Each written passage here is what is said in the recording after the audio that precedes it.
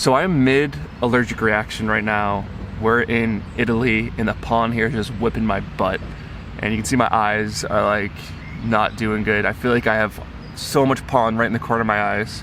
But we have a message that we want to share with you. Specifically for creators.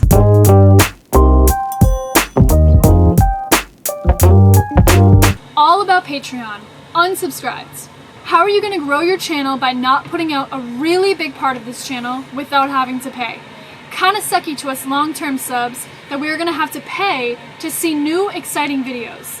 It makes me want to unsubscribe. I was happy to be a Patreon supporter before when everyone could see all the content. My support is now withdrawn. Seems counterintuitive to your initial core values. Those are a few examples of the feedback that we got when we created our video of launching Patreon. And that video that we posted was one of the most downvoted videos that we had ever launched. And our intention right now isn't to justify why we created a Patreon, but we want to encourage other creators to not let that line of thinking affect you, because you deserve to be properly compensated for your work.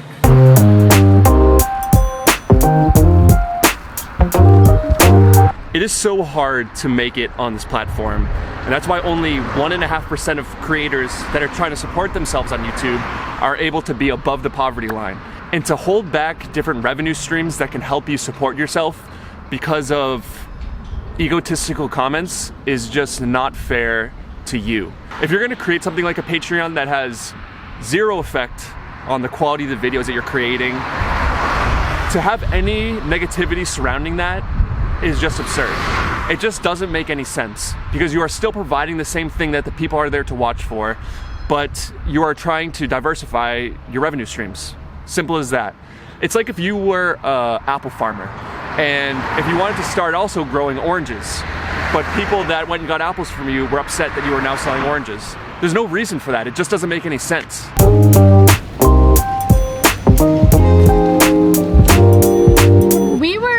Very hesitant in starting a Patreon at first because we didn't want to be perceived as valuing money over creating the best possible videos that we could create.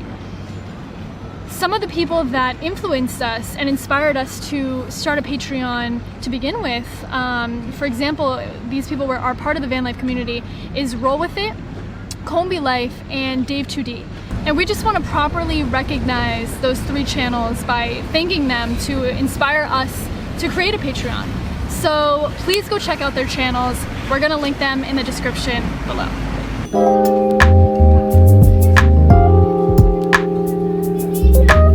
So to all the creators out there, don't be afraid to start a Patreon or sell merchandise or any other revenue streams to help support yourselves. Don't allow the negativity and the fear of losing part of your audience stop you. If you're trying to make it on this platform, you deserve to at least have the opportunity for those that want to support you to be able to.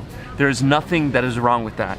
And to all the viewers out there, encourage your favorite creators to open up ways that people can support them, whether it's through Patreon or a GoFundMe or anything. And even if you are a person that doesn't want to support creators or you're not able to support creators, at least creating those opportunities will allow those that want to support them to support them.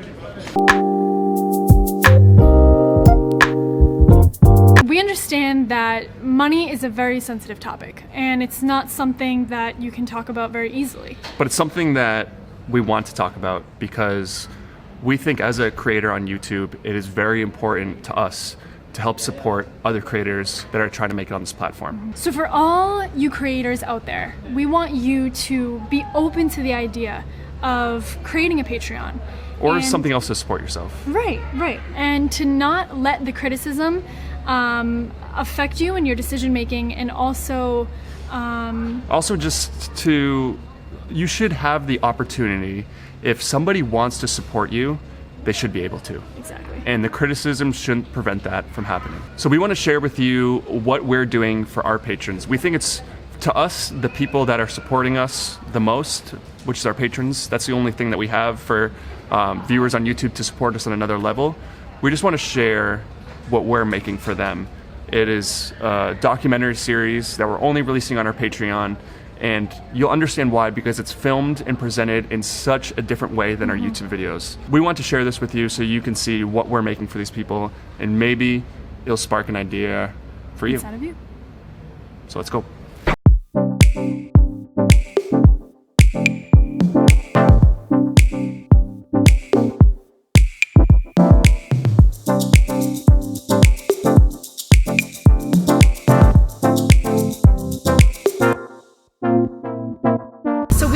Arriving in Sirwana, which is a little town in the Pyrenees of Spain, and this place is notorious for rock climbing, and we're actually here to meet with somebody who is a fellow vlogger, a fellow van lifer, and a fellow rock climber. Except we're not rock climbers. We're not rock climbers. Maybe soon to be. We'll see. So we're driving through Spain, booking it through this crazy canyon, and we're driving up a dirt road, and we just happen to stumble across Nate Murphy, everybody. And for those of you guys who don't know, we totally ripped off this guy's van build. I bought his ebook, I saw one of his videos, bought his ebook, and then built our bus completely off of his van. How do you feel that I totally copied your build? That's awesome. You're cool? Yeah, All I right. mean, that's why I put it out there. All right, cool. There's people I've got someone I know, and they built the van exactly the same. Really? Literally exactly the same. People see it, they're like, it's your van. Like, no. Oh You just my copied it exactly. It's amazing. That's super hilarious. cool. Super cool. But we're gonna take a look inside, and you guys will see pretty quickly why I ripped this thing off, because it's beautiful. So let's go check it out. So this is my Ford Transit T350 100, whatever those numbers mean, but that's what it says on the back. And yeah, welcome to my van. I converted it over 2.5 weeks, like actually a year and a half ago. So what you're seeing is a fully used van. We have a window, which I put in. I just cut out a big hole, slapped on a window, glued it on. Does it open? No. Piece of shit. Haley. I'm sorry, that was Be too nice to far. me. That was a little too far. This is like a nice recliner seat. It's just some like reclaimed foam from an old sofa, and it's just a nice place to chill, do your work or whatever, look out the window. This is the kitchen unit. Inside we have a SMEV base unit, has electric tap, 2 gas burners, electric ignition, and it's just quite nice because it tidies away really easily. So this is the bathroom. Basically I bought a bathroom cabinet and just like screwed it into some wood and bolted it in. It's got a nice little magnetic catch and keep stuff in there, like shaving stuff or whatever. And at the front I have these 2 cupboards, which are great for just stuffing jackets, clothes and stuff in. So this is the bed. It's a full double mattress. It's a really, really comfortable bed. And I think that's important. I travel climbing a lot and it's nice to recover properly. Have these side lights, which are like super, super nice. And it makes a really nice warm ambiance in the evening, like makes it very cozy. This is a 11 kilo refillable LPG or auto gas canister, and it fills from side the door, so you can just fill up at garages. What's a garage is? A garage is just, what do you call it in America?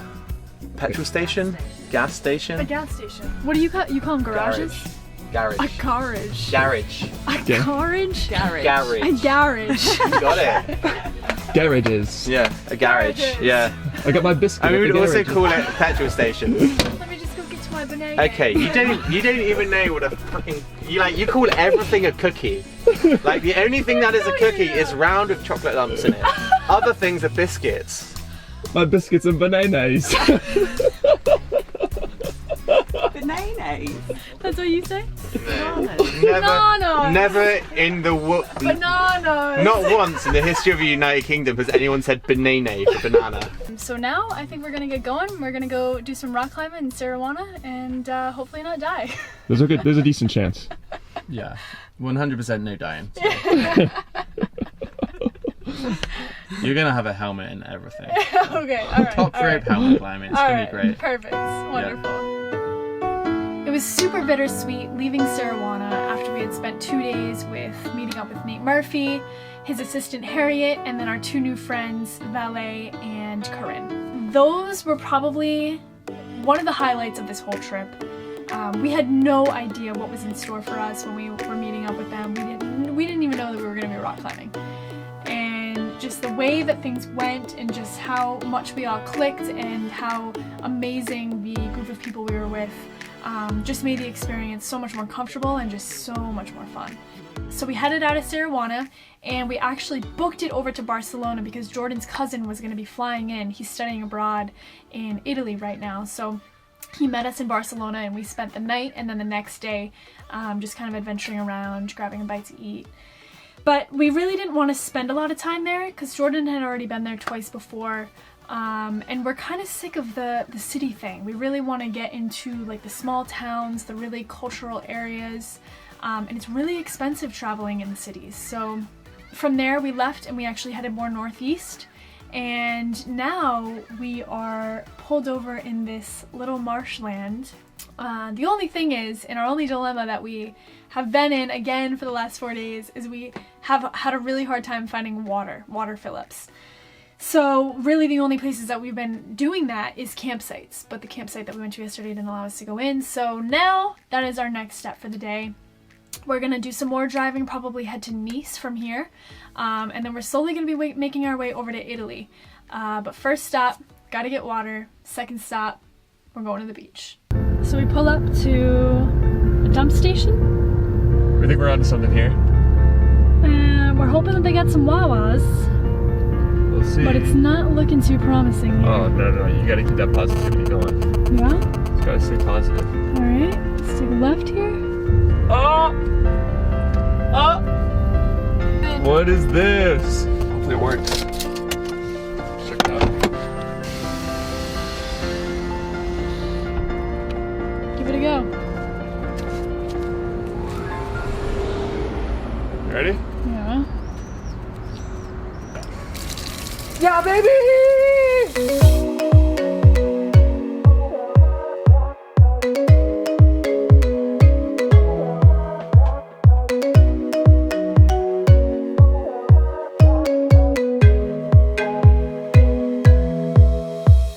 So the plan was for us to stop in Marseille and just walk around, adventure around for like 4 or 5 hours. But right when we got there, it was so crazy. The streets are so congested, there's so many people, the roads are tiny, there's so many cars, and we've driven through that before, we've driven through cities like that before, but we've never stopped. And we were trying to look for parking, and we were trying to look for a place to stop, but it was impossible. And we drove probably like, I don't know, about 4 or 5 miles outside of the city, and it took us that long to find a parking spot. It was so packed, and it took about 2 hours just to drive through the city. It was that congested, and it's a good thing that I've gotten my mind wrapped around how to drive a manual, because if we came here like right off the start, it would have been a nightmare. It would have been really, really bad, but it was smooth driving. It was just very stressful, and especially right now, Kaylee and I are what we like to call hangry. We haven't eaten since about noon, and our breakfast was very light, and now it's 6:30. We've been looking for a place to pull over to make some lunch and now dinner for a while. And now we finally have this place. It's on the side road, tucked way outside of Marseille. So we're gonna eat this food, and then I think we're gonna treat ourselves. We've been craving this so hard after our introduction, but we're gonna do a little rock climbing. I am losing my mind right now. We are in Monaco, and there are yachts everywhere that we look. So this is the beautiful city of Monaco on the side of us. Here is the White Rose yacht. This is so messed up. This is so rich. Everyone here is so rich. It's been all Ferraris. It's been the hardest driving I've ever seen in my life. Get it, we gotta turn around. Every challenge brings you closer to the man you want to be. You good? What's up? Messi! That's a man, baby, right there. Wow, I can't believe we're actually here. Guys, this place is ridiculous. Welcome to Monaco, the richest place in the world.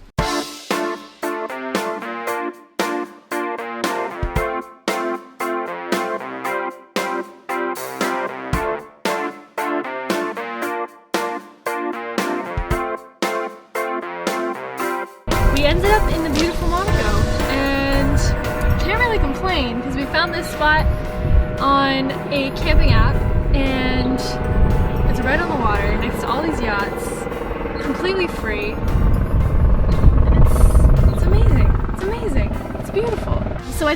try to do a little bit better planning where we're gonna be staying before we get there late at night. But sometimes it kind of works out because we're kind of scavenging around trying to find a spot, and it brings us to a place like this. So currently there's a lot of people walking by, back and forth, doing their morning jogs and morning trips to the coffee shop, coming to and from their $1 million yachts. And I'm here, sitting in our truck, shaving my legs. So, story goes like this. My family comes from Italy. Our last name is Saglio, but it's properly pronounced in Italy as Salio. Salio.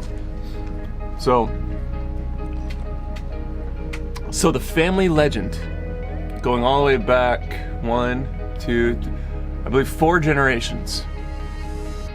Family legend is if you go to my hometown in Italy, which is a city, not even a city, it's a town of 300 people called Fubini.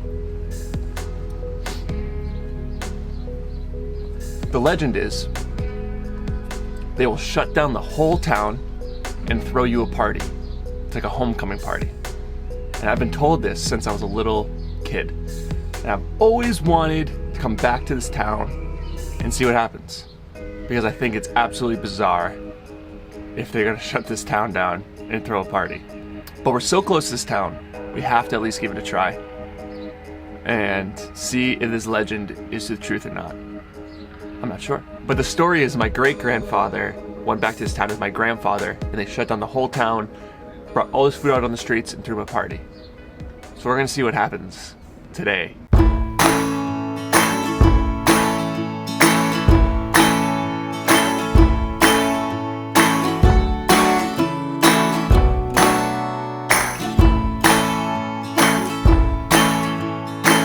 Fubini! The feeling if it's gotta be anywhere, it's gonna be up there. So we went to the town today. We drove from Monaco, and I was super excited. I didn't really know what to expect. All I knew was that there was a rock in the center of the city with my last name on it. There it is. No way. I didn't really know what the city looked like, but we showed up and the place was beautiful. It almost looked like a castle with really high walls and really high brick walls, and actually stole a little piece of brick from one of the walls that I'm gonna give to my dad because I know he's gonna love that. So we walked in and there was an asparagus festival going on, of course. So we walked around the asparagus festival, went to the top of this tiny little castle inside the town, had the most beautiful view out onto Italy, just with rolling hillsides, just so green and so beautiful. So we went into a little like church kind of thing, and we met a guy who seemed like he kind of was an important person in the town. I don't know why, he just gave off that vibe. And I showed him my license and showed him my name, and he got really excited. No. It's him right here, huh? Ecco, questo qua. Non so se è tuo parente, Salio. È Salio, Pietro Salio. Pietro Salio. E tu sei parente? Ma adesso parlare. Bisognerebbe che ci fosse qualcuno che sa l'inglese, allora. I know. Allora non. He didn't speak a single word of English. And he had a picture actually of one of my ancestors hung up. And he was pointing at him and he was trying to tell me all this stuff. He tried to talk to us in Italian for probably 20 minutes at least. And I just had no idea what he was saying. I whipped out my cell phone and tried to do the Google Translate thing, but he just wasn't tech savvy at all. But we ended the whole thing with a hug, and he was so happy. The only thing he did say in our phone was he was really happy to meet me, and he hopes I'm always happy. And that just like made my day. So then we gave the guy this old man a hug and just went on. And we kind of just had to move on, and we had to keep going. We need to keep moving at a relatively moderate pace, and we needed to be in Florence by tomorrow. And we still had about 3.5 hours worth of driving. So our trip to Fubini was short. It was probably about 4 hours, but for being such a small town, as much as I would have loved to go out and get some food there, it's probably better that we were able to save some money, made some progress on our trip to Florence. and we're pulled over at a gas station right now. I'm not sure if we're gonna stay here. We might not. We might try to find some place a little bit more quiet, but at least we made some progress towards where we need to go tomorrow, and we're super excited to go to Florence tomorrow because we're meeting up with some friends that we're not gonna tell you about yet, but people that, if you watch our vlogs on YouTube, people that you'll know, people that we made really good friends with. We hinted about this in a vlog probably like 2 or 3 months ago, and these guys are in Italy, and we're gonna meet up with them, and we're gonna do some traveling with them in this vehicle. So there's gonna be 4 of us living out of this vehicle for I don't know how many days, maybe 5, maybe 7, I don't know, as long as we can handle each other. And I have no idea how it's gonna work, but what I do know is most likely 2 of us will be sleeping in a hammock every single night. So we'll see how that goes, and we're on to Florence tomorrow.